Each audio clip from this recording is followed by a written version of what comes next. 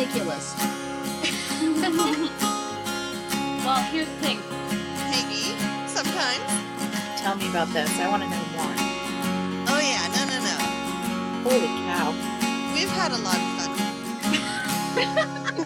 fun. So I'm super excited. Yeah? We are in the middle of planning a big event for our family. Yeah?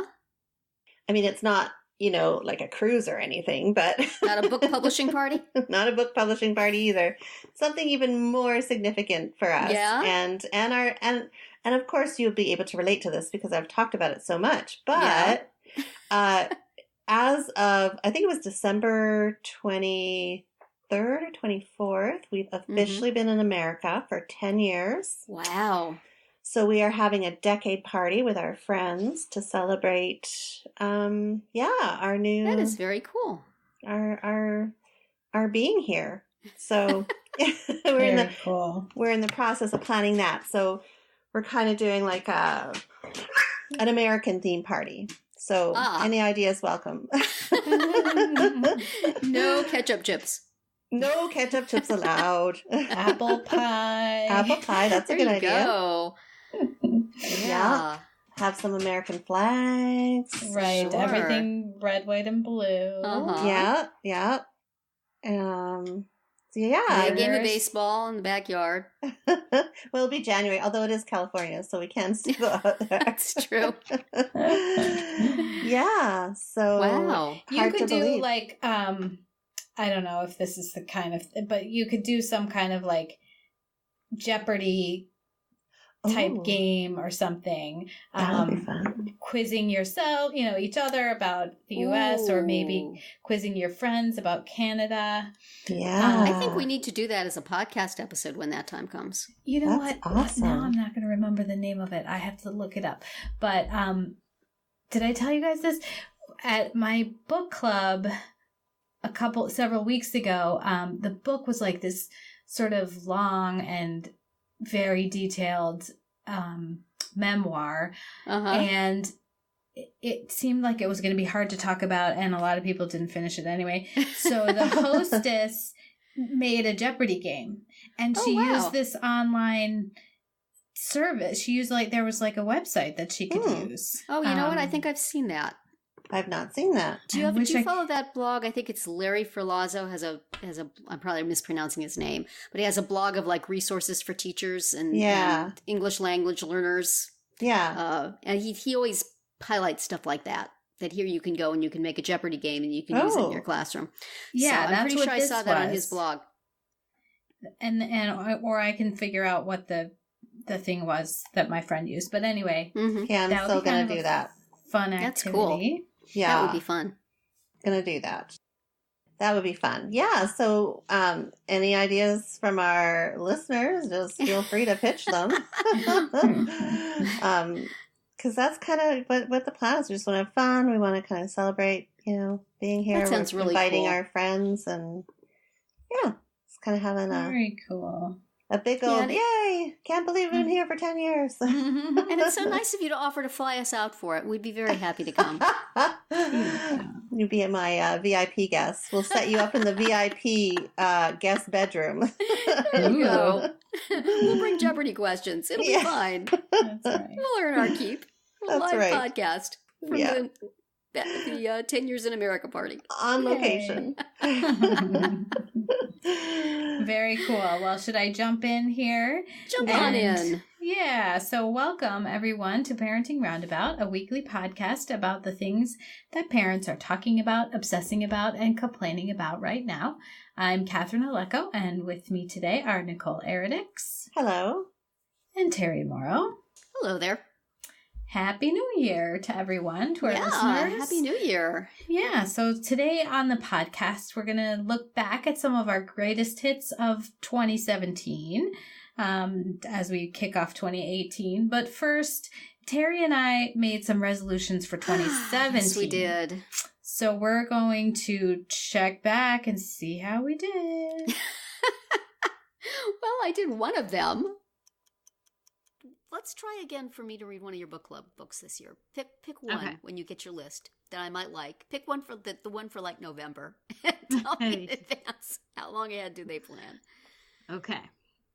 We have a couple months picked out, but we do not have November at this point.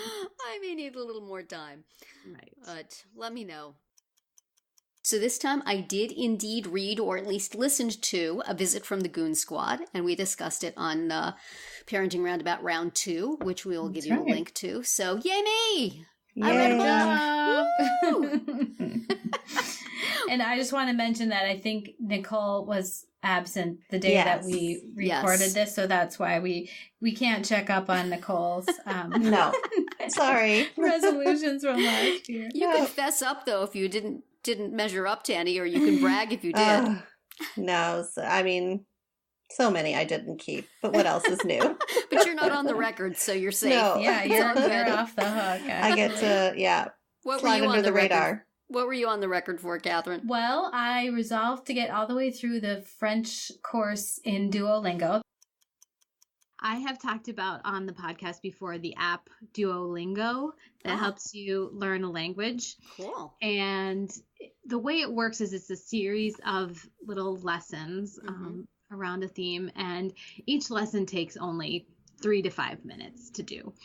And you complete the lesson, and then it's kind of turns orange, like, yay, you did it. Neat. But then after some time goes by, it turns color again, and you need to go back and do it again to practice it.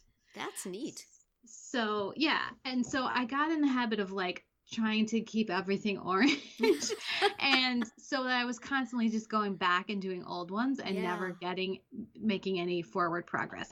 So now my goal is to complete them all, go through the whole series and then go back to the beginning and,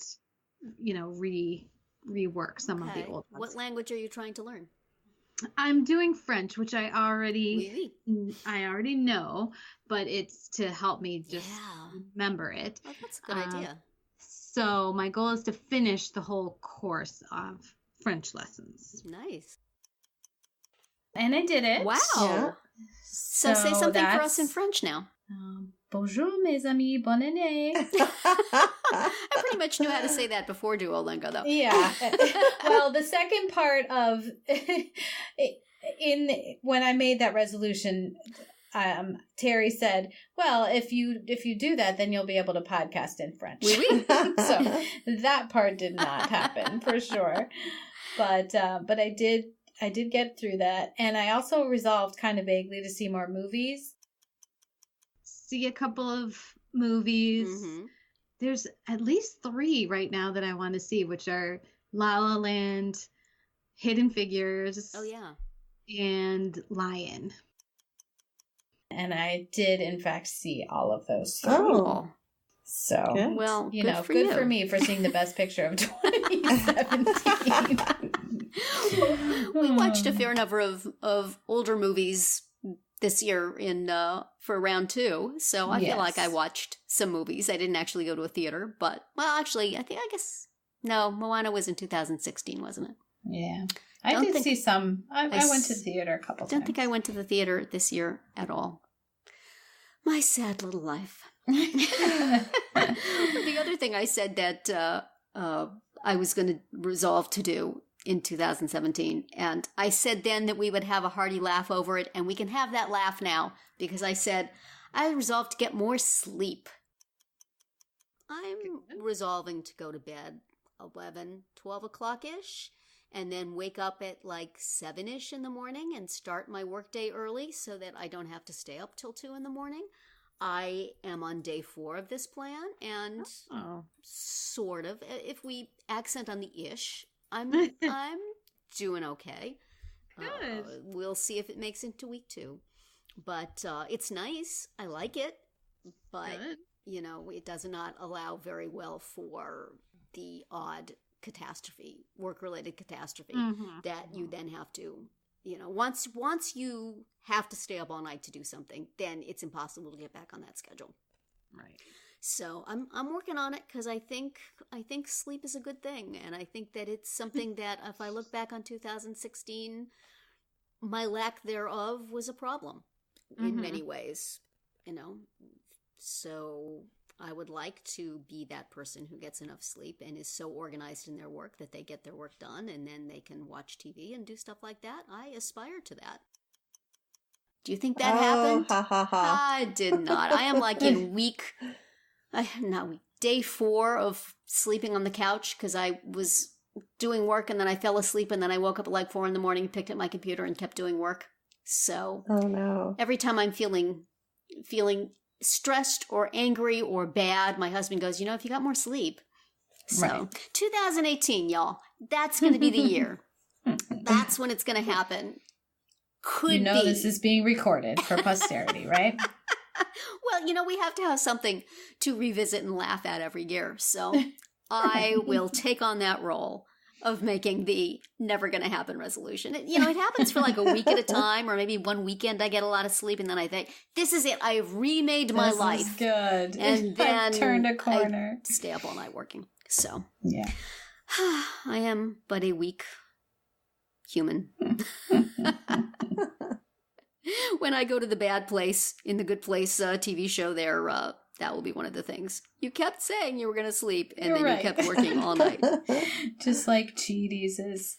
I kept drinking the almond milk. He's really holding tight onto that. But that's a different podcast. Nicole is going, what on earth are you talking about? Yeah. No idea. We got to get you to start watching this show, Nicole. It's pretty funny. I tried. Oh, well. So that is a resolution that I am going to pursue again. I'm going to keep resolving it until I do it, which means never. But Catherine, do you have something that you're going to resolve this year?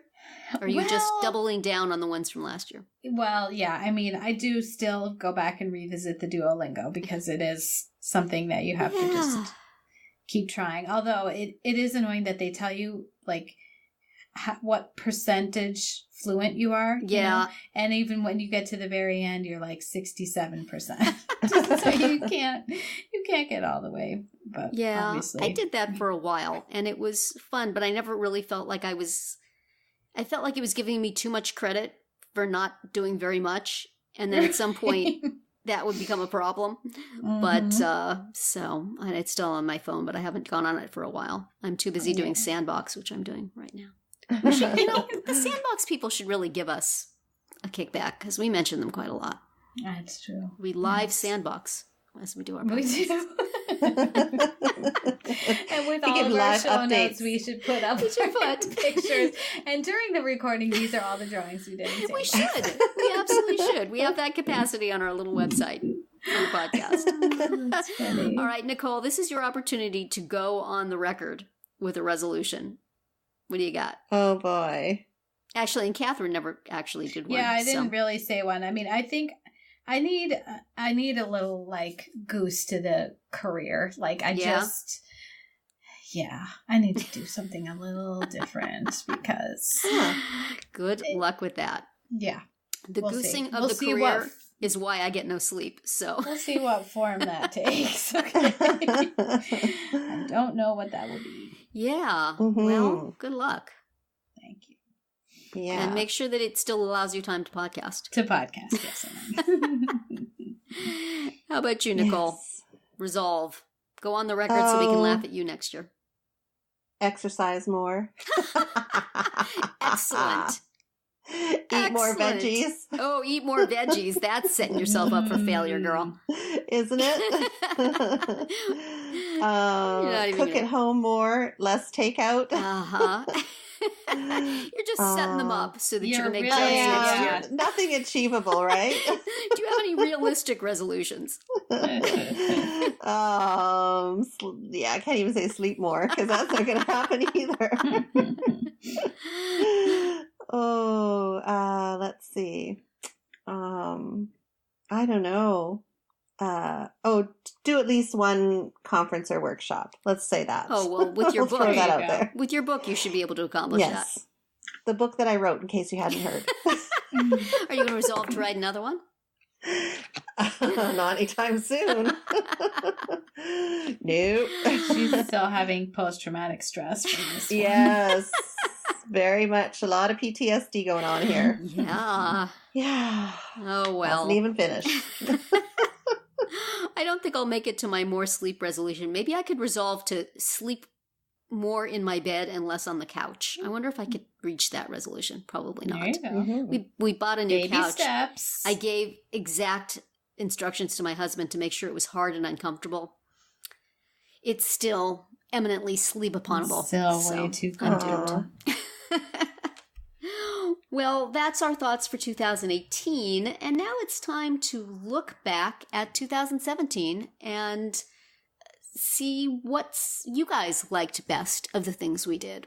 We had a great time doing this, and we have our favorites, but we thought we would take a look back at the most popular episodes from the year just past, the ones that got the most downloads. And of course, as usually happens, the ones at the beginning of the year, of course, have an advantage in this contest. So let's see, what was our most popular episode of 2017, Nicole? Drum roll. It was Accentuate the Negative from March 3rd, in which we riff off a Time magazine article titled Parents Don't Get How Negative They Seem to Their Teenagers. Gee, being negative, that doesn't sound like us. Yeah. We are your relentlessly upbeat and positive podcast. But, let's take a little listen to some of this completely aberrant and unlike us negativity. But first, we're going to talk about an article we saw in Time magazine about parents and negativity, because we're all about the negativity, let's be honest. Nicole, do you have something positive to say about that?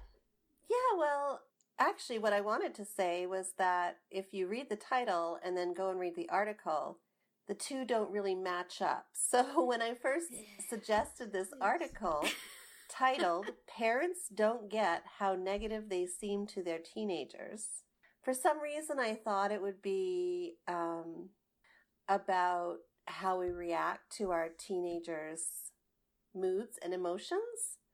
But the article was more about how the teenager perceives how you react to their moods and emotions. Does that make sense? I'm not sure. Anyway, it was a good article. It was based on some research that came out of the University of California at Riverside, my son's school. And it talked about checking in with your kids and making sure you came across the way as you intended to. So I'm thinking about this morning when I dropped my daughter off at school, if I were to ask her how she felt when I said to her, your pants are a little bit too baggy, aren't they? She would probably perceived me as being very judgmental and harsh. Although I didn't really mean to be. I sort of tried to come across as being concerned. Yeah, there's no good way to do that. I don't know. There's no good way to give advice. There isn't, is there? Hear things coming out of my mouth that I know that when my mother said them to me, I was really offended. And go figure, my daughter is really offended. There's a parent switch in the brain that just makes it impossible for you to have that conversation about somebody's clothes or hair or whatever. This is why I always try to have like a neutral adult that I can go and say something to my daughter about this. Mm-hmm. Right. And then, then it'll be fine. And we had something, there was something that I had mentioned a bunch of times and gotten, angry responses to. And then my friend mentioned it and suddenly it was like, oh, she said this and it makes all sorts, my daughter is saying, it makes all sorts of sense. Oh, why didn't nobody tell me to do this before? And I'm like, yes. Why didn't they? I will just sit back and be happy that it is happening. So I guess my first question is then, or maybe Terri just answered it, but do you stop and think about how you're coming across to your teenager or your child? Do you just blurt it out? Are you aware of your tone? I know my mother never was, and I can say that because she doesn't listen to this. Yeah, I mean, I do try to be careful, but I also think it's hard because, just take, for example, other people in my household. If I say something that is, in the least bit contradictory or perhaps critical, I get, you're yelling at me. And that's not even from the teenager, let's just say. So it's hard to, do I just not say anything, or, which is usually what I end up trying to do, is just bite the old tongue. But that's hard too, and like with my daughter, like you said, if there's something I want to say, and I do say it, and I try to be really careful. Well, actually, I usually try not to say it. I just try to keep it to myself. And then later I get, wow, how come you let me go out with, this makeup on, or this whatever? Yeah, I'm like, you can't win. No, Terri, are you a blurter outer, or do you? I usually think about it and do it anyway. I mean, I know what it's coming across like, because I remember hearing those words, like I said. And I wonder now if my mom was aware. I, of course, always thought she wasn't. But maybe she was. Maybe she was in the situation I'm in, which is that you can't not say something. You can't help yourself. But it's not even a can't help yourself sort of thing. It's like Catherine was saying, how can you let me go out? It's like if your kid is going to run into the street, you don't care whether you sound angry or nasty when you say, get your butt back here on this curb. You do it because you don't want your kid to get hit by a car. Yeah. Now, other things are much more subtle, but you know how people are going to perceive your kid if they go out looking a certain way. Right. And it sounds bad, but how can you not say it? But at the same time, there is absolutely no way you can say it that a teenage young person is going to appreciate, especially a teenage girl hearing from the mom. Right. I mean, even just the stupid thing of wearing a sweater, which it's okay, everybody should get to decide whether they're cold or not. But if you're sick, I'm gonna have to take care of you. Put a sweater on. Right. But in terms of the tone and not understanding how your tone is perceived, we've talked here before about husbands who tease, but I think that's a lot of times with my husband, he will say things in a way that sounds really harsh. And I know he doesn't mean it that way. It's just, his way of saying things, the way things were said when he was a kid. Right. And so like having to interpret to my kids, he doesn't mean it that way. It sounds really lame, but it's true. Right. And then when I say to him, when you talk like that, it sounds like you're angry. And he's like, I'm not angry. So I feel like I'm in the middle of that more than I am on one end or the other. Right. And it's not comfortable. And I think the other interesting thing too that this article brings up is that sometimes we'll say things and not think about how our child will hear it or perceive it, and we'll dismiss their feelings about it. Yeah. And I don't necessarily think that's a good idea. That's dangerous territory too, when we start, well, they're not going to care how I said that, or they're not going to remember that I told her hair didn't look good, or hair. So I think is the whole thing. I know. I think I try to think about how she perceives what I'm saying. Like I try not to minimize her feelings about it, but it doesn't always work. Yeah. I think we got to give our kids more credit, though. Maybe we need to teach them to perceive where we're coming from. Maybe that would be easier. True. Right? Yeah. Our parenting perspective. Or maybe just to not take things personally. How about that? Oh, so easy to say. So impossible to do. How do we do with that? Do you take things your kids say personally? I kind of do. It depends. Hard not to. I think as my daughter gets older, I do. Yeah. They were also talking in the article about how you react when your child gets angry. And that's a real, difficult thing in our house, because we have, with kids with special needs, sometimes it's hard to calibrate emotional reaction. And so when one person gets upset, everybody gets upset. And so there's a desire to quiet things down immediately and calm things down immediately, which then when I get upset, I hate it when people are telling me to calm down. But when one of my kids is upset, it's like, let's not do this. Calm down. It's okay. It's okay. Yeah. Which is lame. So do you just let them rage or, cry? It's hard. It's hard to know how to be effective in that situation. Even when you know what does and does not work with you personally, when it's your kid. Well, and I have a hard time because I tend not to be, like when I get angry or upset, I withdraw instead of being verbal.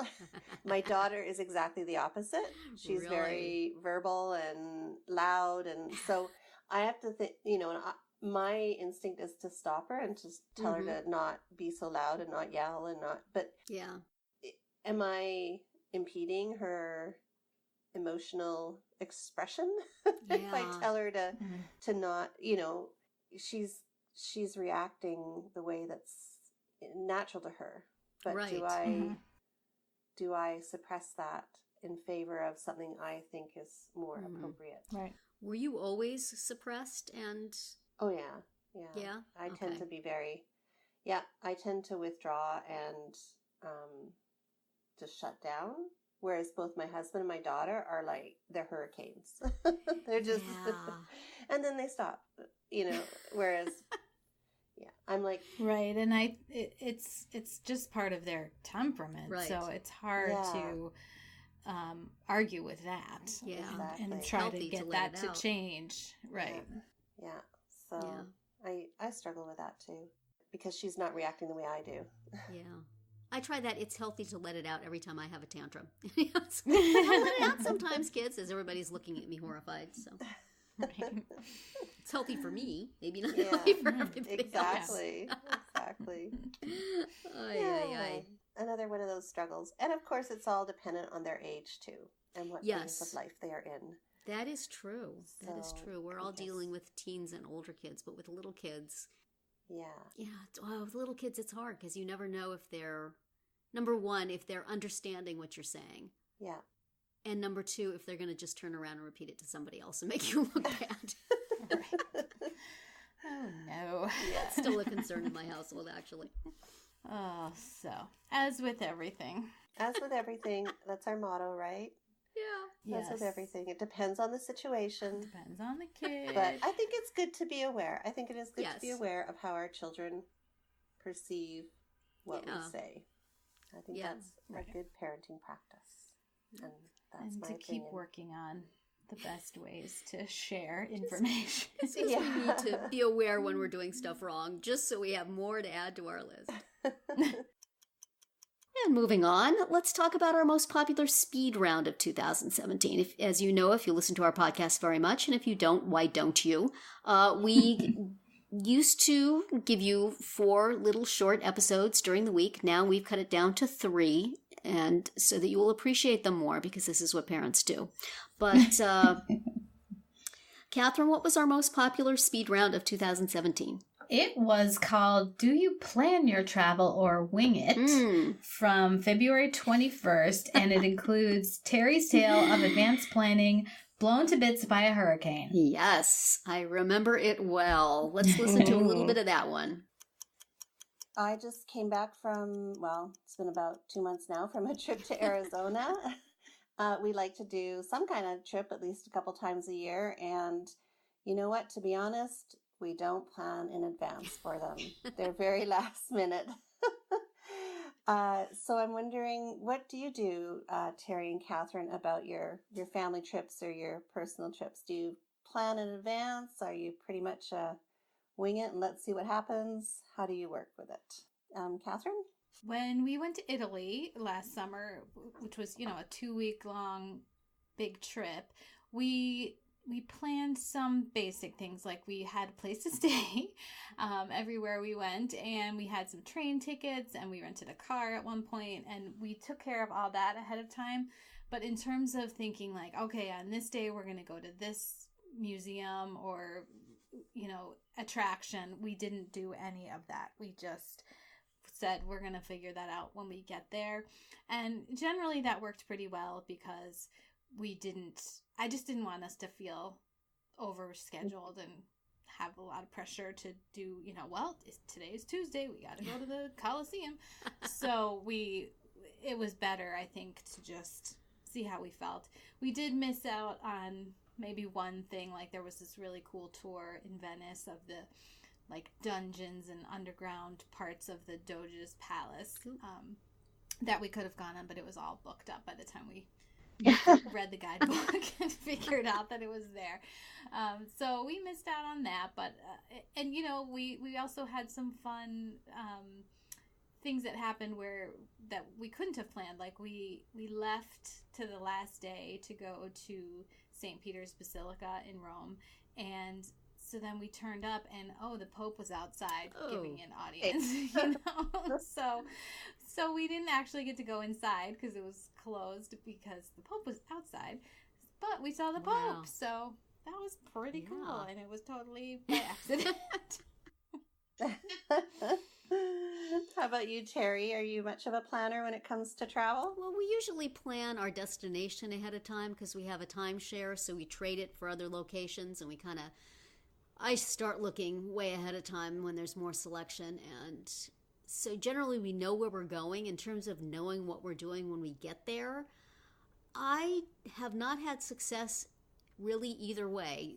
There was a time when we went to Williamsburg, Virginia, and I bought all our tickets in advance, and I planned out what day we would go to each place, and then there was a Hurricane Irene, I believe it was, and the power was out in everything for like 2 or 3 days, including the amusement parks, and then they had to have a day or two to get things back working and all the water out of things. So that didn't work out so well. Other times I'm always the one who has to plan, and I would really just like to go someplace and sit with a book for a week. That would be my ideal vacation. So I don't like planning stuff so much. So then in that case, a lot of times we'll just go and then see what there is to do and kind of decide where we go. But when I was growing up, we would go on some really fancy vacations that my dad would plan to the day. Wow. And that was nice. I think the key is it's nice when somebody else is doing it for you. Mm-hmm. Mm-hmm. It could be. So I just found out now I have a friend who's going to become a Disney travel agent.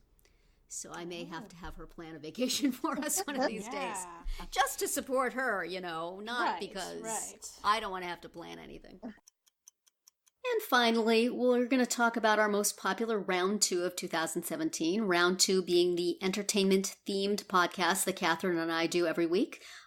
We often talk about Dancing with the Stars. We have been doing a West Wing rewatch for quite some time, and it's stretching well into the future. Right now, we're talking about The Good Place and getting caught up with that. But back in February of 2017, we did an episode on the Oscars, The West Wing, and Argo that seemed to get quite a bit of download. So let's listen to a little bit of that now. There were no really awful dresses to make fun of, which is... No, there really weren't. Takes a lot of our fun out of it, I guess. I don't know. Nobody was dressed as a swan or in anything. I did not enjoy Haley Steinfeld's sheerness. I mean, that's like definitely a trend that's been going on for a while, but there was, I feel like, less of it on the red carpet. But then she came out and presented, and she had to hold her hands in front of her body to keep herself TV appropriate. So that is something that nobody has thought that through, how that's going to look on TV. Somebody should have said, maybe this is not the best choice. And I would have very much loved at some point in the ceremony to see how Janelle Monáe sat in that dress. I mean, they did show her in the audience, but you couldn't that really skirt tell. required 3 or 4 seats on either side. So either it was removable in some way. I don't know. Yes. I would have liked to have seen the mechanics of that. That would have been entertaining. I would have liked to have seen some of those actresses fitting into those theater seats. We could have had a shtick on that and dropped like 5 or 6 of the other little shticks. Right. There we go. I like that suggestion. Let's put that in. I imagine some low-level Oscar employee being in charge of removing the large skirts when the ladies sit down and then fetching them when they have to go up on stage for something. There's an intern in charge of that. There's like a pile of skirts. Just like they have seat fillers. They have like skirt wranglers. Skirt fetchers. They just took right on, Yeah. And that was our everybody's favorites of 2017, or at least the ones that got downloaded the most. Maybe you left your tune in on, and it just downloaded everything. But we appreciate very much your tuning in and listening to us and downloading them. And we hope you will stick with us in 2018. And thanks for letting us have all this fun in 2017. And that's it for this week's episode of Parenting Roundabout. We hope you enjoyed it and that you'll join us every week. You can listen to podcast episodes on parentingroundabout.com or download them from Apple Podcasts. Please subscribe so you get all of our podcasts and mini podcasts. You can also follow us on Twitter, where I am at Nicole Erdix, Terri is at Mamatude, and Catherine is at C. Haleko. You can also follow the podcast on Twitter at Roundabout Chat, and look for us on Facebook, Pinterest, Tumblr, YouTube, and Instagram too. Best of all, stop by our podcast page at parentingroundabout.com and read recaps, find links on all the stories we mentioned, and talk back in the comments. Thank you to John Moran at johnjmoran.com for providing our in and out music, and I wish everyone a great week.